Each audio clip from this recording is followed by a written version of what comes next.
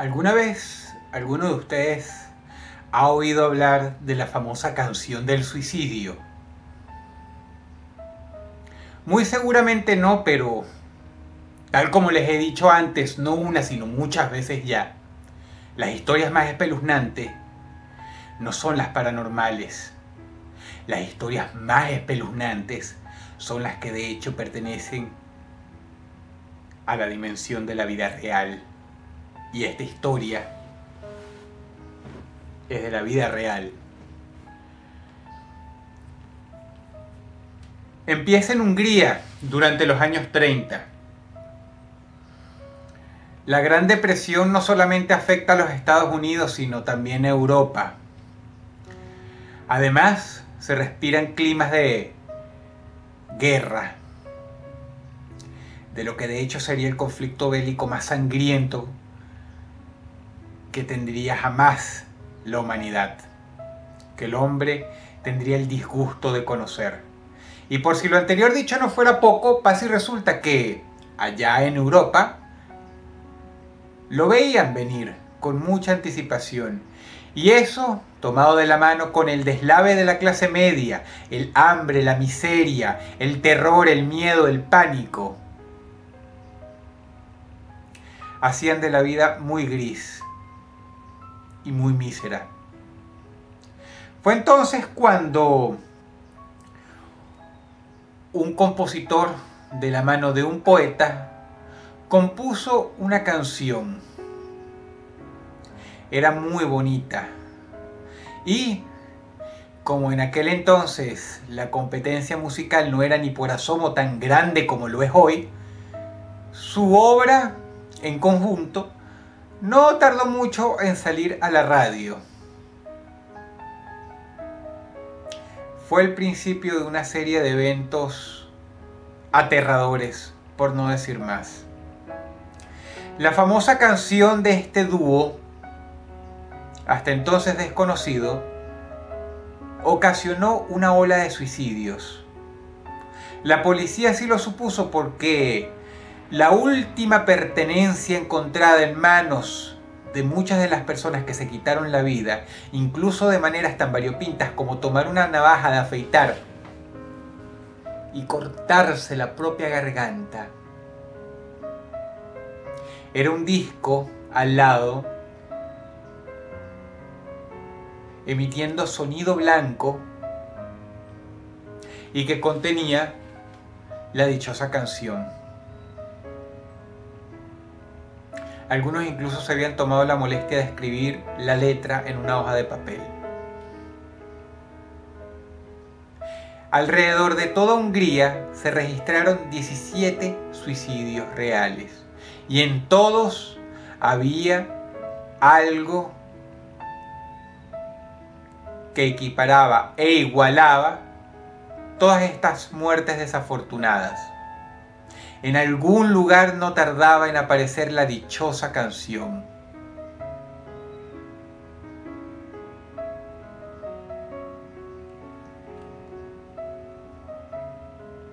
Resulta que el creador, el poeta que la escribió, el señor Rezo Ceres, la había compuesto inspirado en una novia suya que se quitó la vida. Este evento lo marcó muy negativamente. Al menos eso cuenta la leyenda tras esta canción.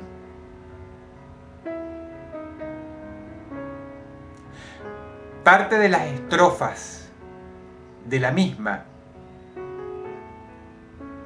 están compuestas a partir de la última carta que dejó esta mujer antes de quitarse la vida. El señor Ceres por poco se mete en problemas legales porque esta canción hacía apología al suicidio. Leamos una de las estrofas.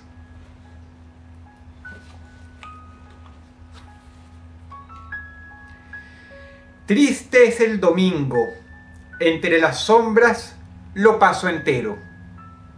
Mi corazón y yo hemos decidido que se acabe todo. Pronto habrá velas y oraciones tristes. No hace falta ser un detective para darse cuenta que de hecho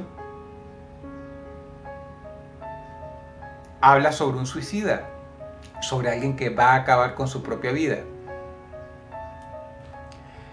Pero hubo quizá la mala suerte de que al estallar la Segunda Guerra Mundial, Hungría ya no tenía tiempo para historias de esta naturaleza. Así que la canción quedó dormida mucho tiempo hasta que finalmente fue exportada a Norteamérica, donde se le dio el nombre de Gloomy Sunday, o sea, Domingo Triste, basada en el nombre original.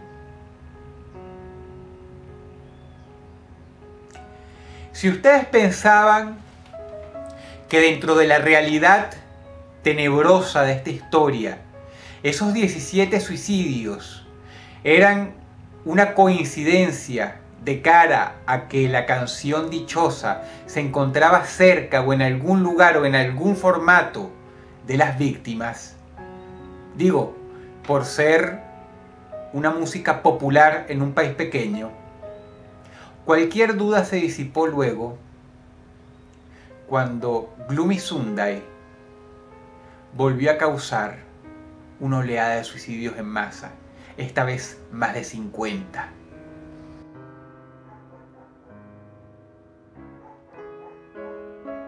Alrededor de todos los Estados Unidos de Norteamérica. Y para que el factor aliviante de la coincidencia se siga diezmando, pasa y resulta que estas muertes ocurrieron entre los 50 y los 60. ¿Saben? Esas décadas, las más prósperas que ha visto jamás los Estados Unidos. Su bautizo como una gran superpotencia, la más dominante de todas.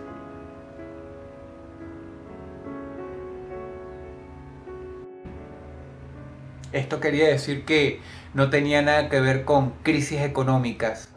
Esto quería decir que Gloomy Sunday se estaba cobrando a muy buen haber y a puño limpio sus víctimas.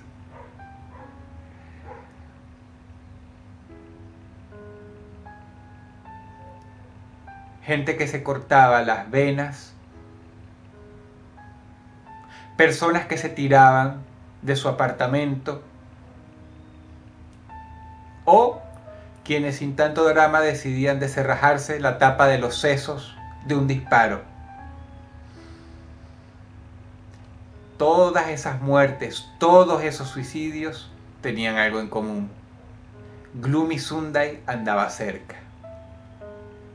Esa melodía que invitaba al suicidio.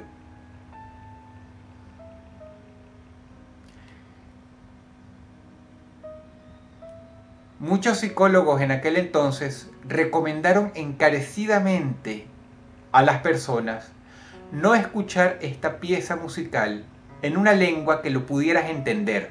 Es preferible escucharlo en húngaro a escucharlo en inglés, donde tú puedes entender la tonada, puesto que ellos están convencidos, o por lo menos los que abarcaron este tema están convencidos, de que si la escuchas teniendo un mal día, puede deprimirte muchísimo. Esto no es ficción.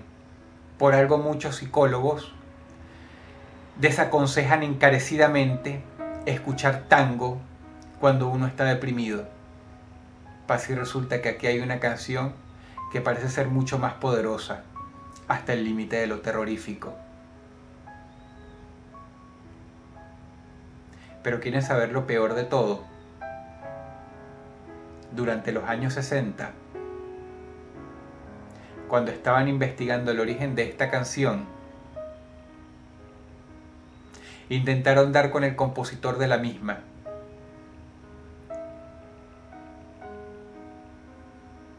El compositor los llevó al poeta, pero lamentablemente ahí terminó todo, porque se dieron cuenta de que el señor Ceres se había suicidado hace tiempo.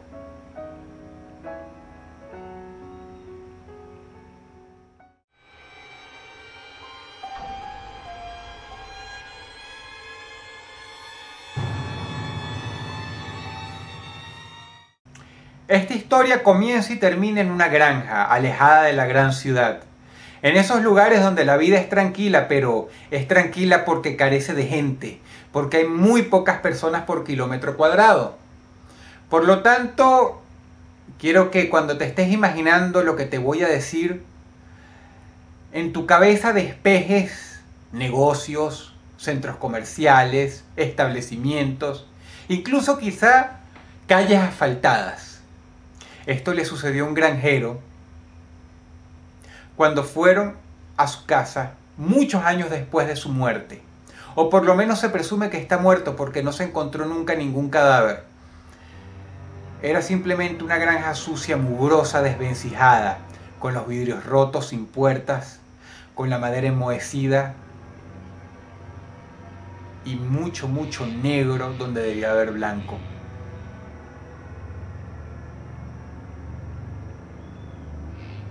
En este lugar muy polvoriento encontraron una carta suya.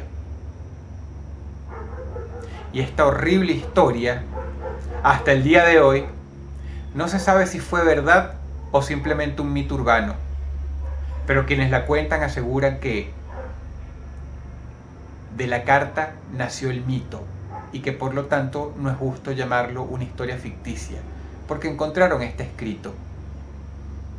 Una broma muy elaborada, si es que estamos dispuestos a creer que un papel tan viejo como la casa misma, lleno de polvo, fue escrita por un jocoso que estaba de paso, por un payaso, por un tipo que quería jugarle una broma pesada al pueblo, dentro de la casa de un señor que había desaparecido. El escrito del supuesto granjero dice así: él todas las tardes apilaba sus pacas de heno cerca del establo de los caballos. Lo recogía, lo trabajaba y finalmente él mismo creaba sus propias pacas, las cuales dejaba apiladas muy ordenadamente, como debía ser la vida en el gran campo, cerca del establo de los animales que consumían ese alimento. Hasta que un día el granjero vio que alguien agarró todas las pacas que él había apilado tan trabajosamente, y no es que se las había robado. Si se las hubieran robado hubiera sido mucho mejor, mucho más tranquilizador. Simple y llanamente las había alejado unos 20 metros de su casa y las había puesto desperdigadas una al lado de la otra, separadas por unos 10 o 15 metros de distancia. Ya no estaban apiladas, ya estaban todas en el suelo, ordenadamente puestas. El hombre se perturbó muchísimo. Se extrañó de tal manera que la sorpresa dejó paso a la rabia, porque obviamente pensó que eran unos niños jugándole una broma bastante pesada. El hombre pateó la puerta, bajó por las escaleras, gritó y volvió a tomar sus pacas de heno trabajosamente, porque eran muy grandes, no pesadas pero sí grandes, y una por una las volvió a poner exactamente como estaban antes, cerca del establo, jurándose a sí mismo que si agarraba a esos niños, los iba a tomar de las orejas, les iba a obligar a confesar y simple y llanamente los iba a escoltar, quizá a punta de escopeta, a la casa de sus padres. Pero el hombre se hizo a sí mismo una falsa promesa sin saberlo, porque al día siguiente, y sin darse cuenta, incluso viendo por la ventana antes de acostarse varias veces, las pacas habían vuelto al mismo lugar de antes, pero con una diferencia. Esta vez estaban separadas por unos 30 metros una tras otra, desperdigadas a lo largo de su terreno, de su propiedad, y un poco más lejos que el día anterior. Bueno, El hombre obviamente pensó lo mismo, pero esta vez con mucha más ira, con mucho más coraje, porque eran unos payasos adolescentes, unos imbéciles, unos pubertos quizá, que se las habían agarrado con él. O por lo menos eso pensó. El hombre volvió a recoger sus pacas de heno y en un trabajo que le costó casi todo el día, las metió en el establo donde estaban los caballos y los cerró con candado, pensando que los niñitos no llegarían tan lejos como para romper un candado para volver a repetir la broma. Así que tratando de tranquilizarse un poco con la leche de la noche que tomó para irse a dormir, este señor cuenta en su carta que finalmente, estando tranquilo, se dio un baño y se echó. Pero esta vez, por alguna extraña razón, se despertó antes de que el sol saliera. Un granjero se despierta temprano, pero él se despertó más temprano. Y como su reloj biológico funcionaba perfectamente, ergo, insisto, era granjero, esto le pareció muy raro. Apenas abrió los ojos supo que algo estaba pasando. E incluso le dio miedo a su propia casa en la oscuridad. Así que tomó su lámpara, tomó su escopeta y bajó las escaleras. Caminó por el pasillo viendo la puerta. Y cuando finalmente la abrió, esperando quizá encontrarse cara a cara con los niños bromistas, no vio nada, pero sí sintió un aire muy denso. Sosteniendo la lámpara así, el hombre baja las escalerillas, empieza a caminar y ve que la puerta del establo está abierta de par en par y el candado estaba roto, apilado en el suelo, junto con las cadenas. Su corazón le empieza a latir y empieza a sentir además la alfombra de la ira arropándolo. Ira que se difumina casi de manera mágica cuando se da cuenta de que sus caballos están todos encabritados, relinchando, y que uno de ellos está muerto, descabezado.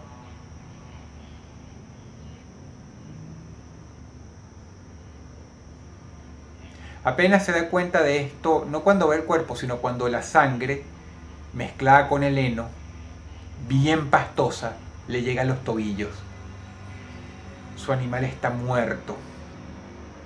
Había sido masacrado de una manera terrible. ¿Y quieren saber otra cosa? ¿Ustedes se acuerdan de las pacas de heno de las que les hablé antes? Habían vuelto al lugar previo, una al lado de la otra, en un semicírculo cubriendo casi todo el perímetro de su vasta propiedad. Con el salir del sol, él las vio, las vislumbró como ladrillos negros en la lejanía. Uno aquí, otro acá y otro acá.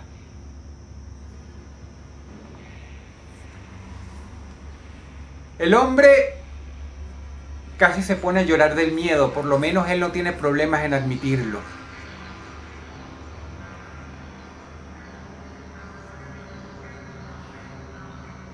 Sumado a esto, él entiende el mensaje muy bien. Sea quien sea que estuviera haciendo lo que anteriormente creyó que era una broma, no le gustaba que deshiciera su trabajo. Así que el pobre hombre, aterrorizado y con miedo de dejar su propiedad porque quizá iban a matar a sus otros caballos, y si mataban a sus otros caballos, un granjero en los tiempos de antes se moría sin sus animales, decidió quedarse en su casa, escopeta en mano. La policía andaba muy lejos y no tenía teléfono. Ya habrán entendido que esto sucedió hace mucho tiempo.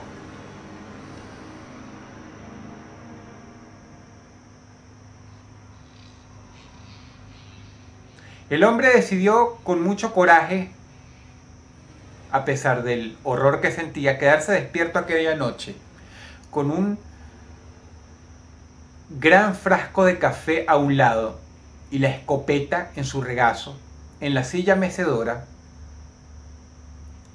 afuera de la puerta de su casa, mirando, oteando el paisaje, oscuro como la noche, porque no habían farolas de luz.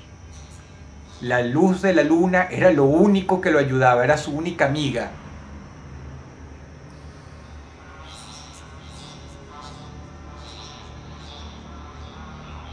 La medianoche, la 1 de la madrugada, y ese pobre tipo describe que hacía muchísimos años que no se quedaba despierto hasta tan tarde. Hace falta que se los repita, es un granjero. Las 2 a.m., las 3 a.m. y finalmente lo ve. Escucha cómo los arbustos se sacuden allá a lo lejos, muy a lo lejos, y nota que algo que él describe como una especie de mantis gigante, algo muy delgado y muy alto, calcula él de unos 4 metros, se asoma mirando hacia la casa. Puede ver los 2 ojillos brillando como los de un animal.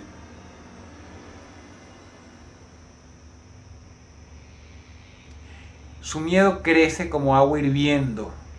No puede aguantar más, se tiene que meter a su casa, cierra la puerta y empieza a gemir y a llorar porque golpeó muy duro esta puerta y probablemente esta cosa ya se encontraba corriendo hacia él con intenciones de despedazarlo porque simplemente lo había visto. Afortunadamente el hombre estaba equivocado. Trató de ver por las ventanas y sí, la criatura estaba allá afuera. No lo podía ver muy bien, pero describe que era delgado y que parecía una especie de animal sin piel, con los músculos al descubierto. Aún así nada es seguro porque él insiste en que no lo pudo ver con propiedad. Pero esta criatura reacomodó las pacas de heno justo en los límites de la propiedad de este hombre. Caminó hasta el establo de los caballos. Las fieras estaban encabritadas, gimiendo, presas del terror. Retiró más pacas de heno y alrededor de la residencia del hombre, según cuenta él, tras ver por todas las ventanas a la mañana siguiente, por las del patio delantero y las del patio trasero, se dio cuenta de que había puesto una paca de heno rodeando todo el perímetro de la propiedad.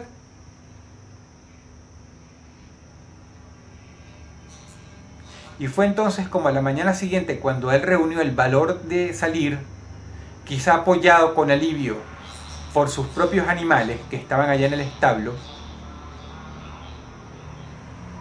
él supo que la criatura lo estaba viendo entre los arbustos. Y entonces entendió. Se había convertido en la mascota de algo horrible. El hombre hizo experimentos, por ejemplo, dejó ir a todos sus caballos, a los cerdos, a las gallinas. Se fueron corriendo.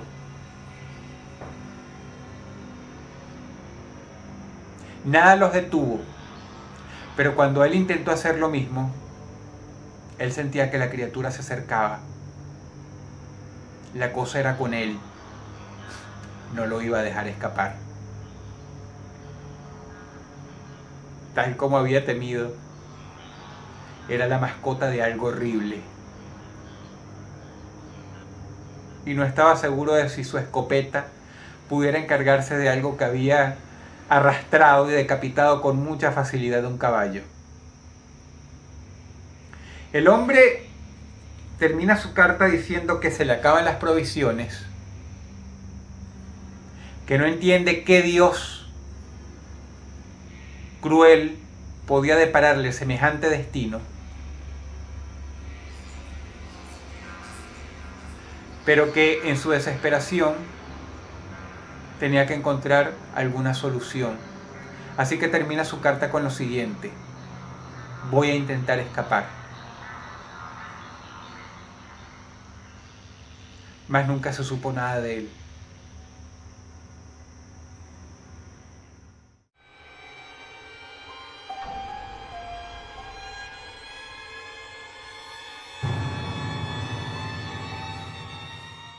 Yo estoy completamente seguro de que no hace falta rebuscar mucho para encontrar historias oscuras sobre Disney.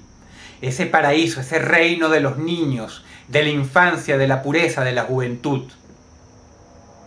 Son especialmente esos sitios, esos pequeños imperios de nobleza, los que ocultan las historias más oscuras, más negras, más hórridas. Y yo sé que mientras me escuchan, nadie se sorprende por esto. ¿Por qué? Porque es típico. Este mundo es muy cruel.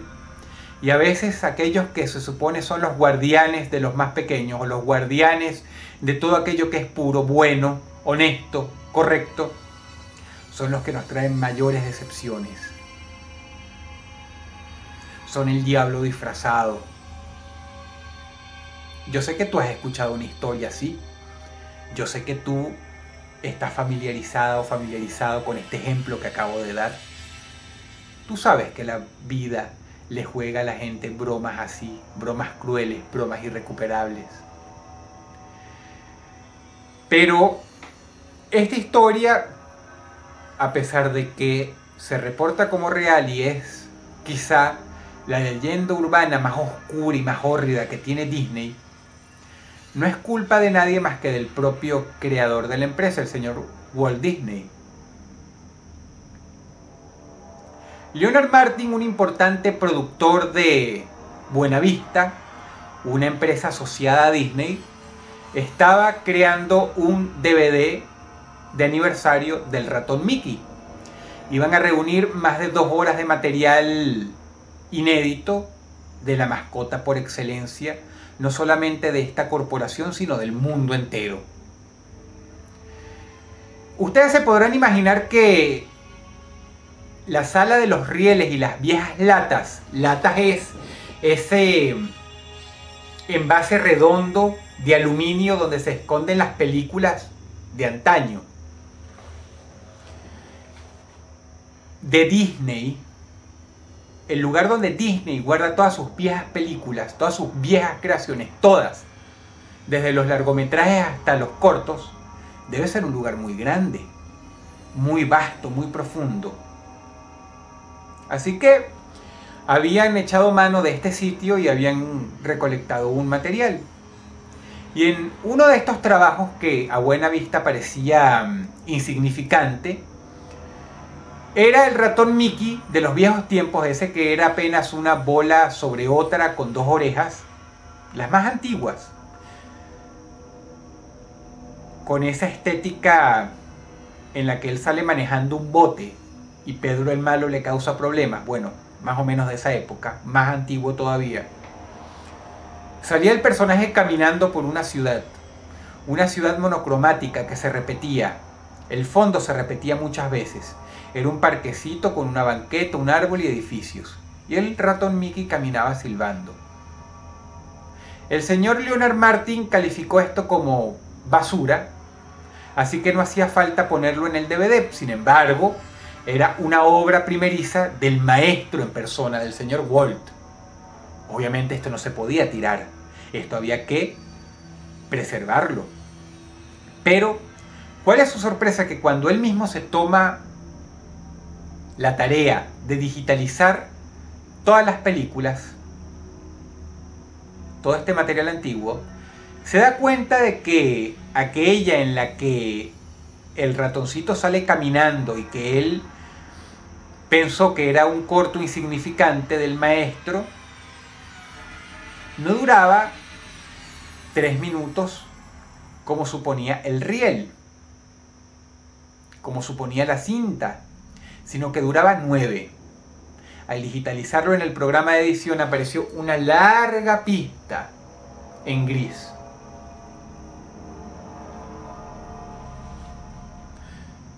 Si bien esto podía significar que eran otros 7 largos minutos de Mickey Mouse caminando por la misma ciudad que se repetía, como si fuera un planeta pequeño, resulta que el señor Martin es un purista y su obligación es, no solamente como gran productor de la casa Disney, sino además como un curador de todo lo que tiene que ver con este gran hombre, se pone a ver el largometraje. Desde el principio era exactamente como él lo había dejado, Mickey caminando a través de un parque con una banqueta, florecitas, grama, un árbol y edificios detrás que se repetían y se repetían. Pero lo que era una agradable y repetitiva melodía, después del tercer minuto, que es cuando él había terminado de ver la antigua película en la cinta vieja, se convertía en una serie de gritos tan horribles que el mismo hombre recuerda que tuvo que tomar el control remoto y bajar el volumen, que él bruscamente se quitó los audífonos. Gritos. No era sonido blanco, eran gritos superpuestos, como si fuera un asilo mental, como si fuera una enorme sala de torturas. Gritos. Y Mickey Mouse seguía caminando. Pero a los gritos se sumaba otra cosa extraña. Mickey Mouse empezaba a sonreír de tal manera que su boca se hacía enorme, de oreja hasta oreja. Y llegaba un punto en que esta sonrisa se hacía no solamente mórbida, sino obscena, gigantesca, asquerosa.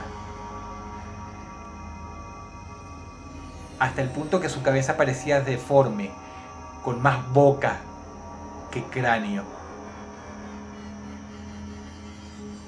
Y ustedes se podrán imaginar que las animaciones en aquel entonces eran mucho más descriptivas que las de hoy.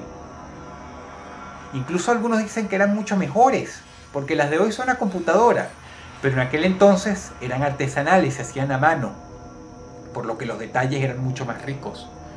Y del rostro de Mickey empezaban a emerger arrugas, arrugas, arrugas, patas de gallo alrededor de los ojos, y más arrugas, hasta que su nariz se convertía en una especie de tornillo grotesco de carne arrugada,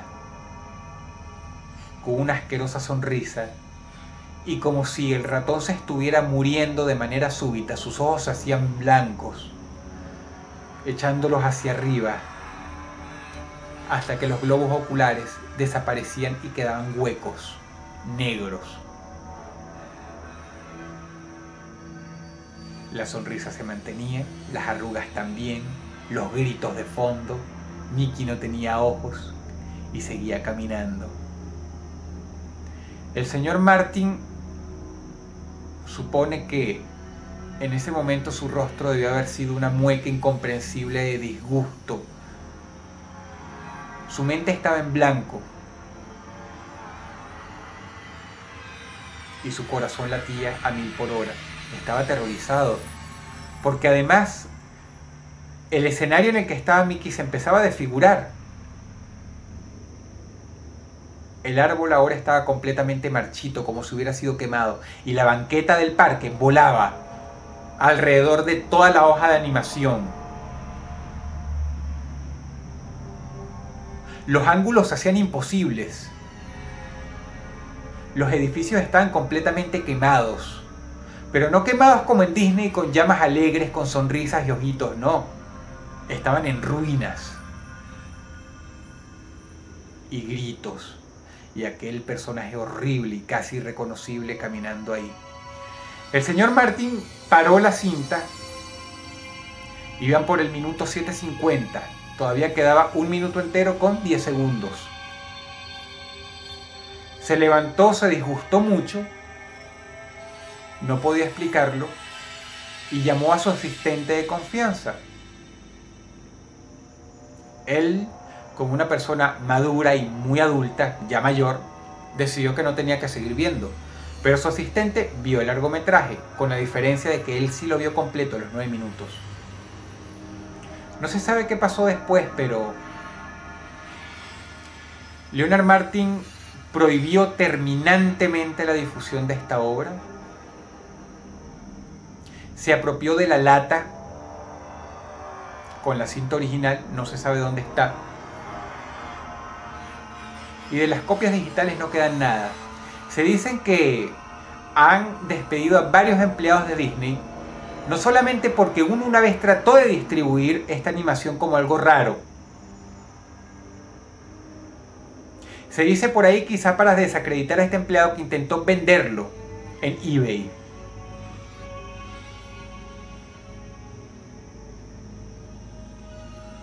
Sino que además se despedía gente nada más por hablar de esto. Ergo, por eso se los estoy diciendo yo. Esta es una leyenda bien conocida y se cree real. Pero lo más espantoso es que al cabo de 6 meses, la única persona que vio el largometraje completo, el asistente del señor Maltin, se quitó la vida. En su nota de suicidio, él citó que se arrepentía profundamente de haber visto el largometraje completo y cerró su carta con una línea: los desastres que están por venir, puntos suspensivos.